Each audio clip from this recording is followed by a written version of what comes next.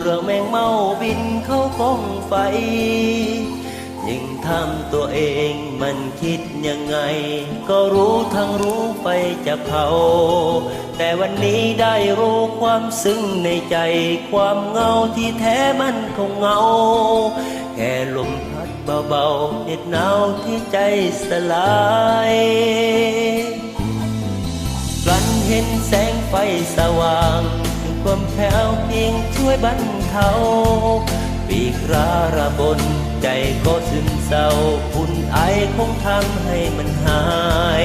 แต่พอเห็นแสงไฟสว่างความเหงาก็หายไปกับไฟที่เขาจนตายไม่เคยเสียดายวิญญาณเอ้ยเธอก็เหมือนไฟที่เป็นเพียงแมงเมาเงาใจจะตายก็ได้รักเธอแค่เท่านั้นก็รู้ทั้งรู้ว่าไฟมันร้อนแต่ยังจะย้อนล้อเล่นกับไฟบินเข้าไปคิดเพียงปิดไฟนั้นยังสวยงามไม่เคยแกล้งกลัวความร้อนของไฟแต่เพียงอยากทำที่ใจต้องการความหวังที่รอมานานคือการบินเข้ากองไฟ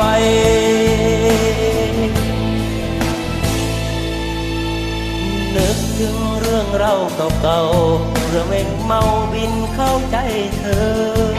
เพียงเสี้ยวนาทีก็หลงละเมอถูกเธอเผาลานไปกับตาแต่ยังนอนรู้สึกความจริงอบอุ่นก็ใจของพี่จะสลายเมาเดียวดายก่อนตายที่ยังได้ลง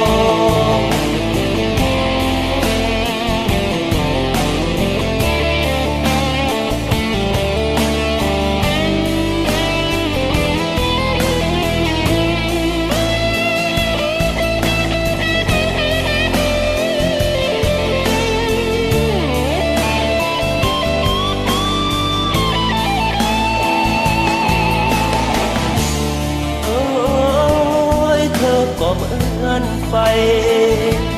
ที่เป็นเพียงแมงเมาเงาใจที่ตายก็ได้รักเธอแค่เท่านั้น